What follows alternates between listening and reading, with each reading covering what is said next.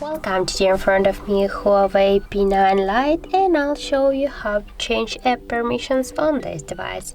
So first you should go into the settings application and then click here on the permissions, or also you can do it by click to the apps here and click on the settings icon, and you'll see here all again the app permissions, and here you'll find the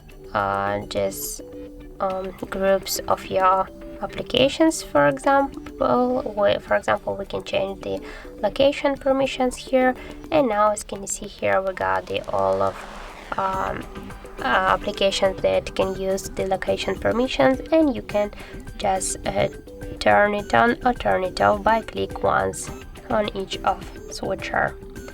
So that's it, that's how it looks. Thank you guys for watching, and if you find this video helpful, don't forget to leave a like, comment and to subscribe our channel.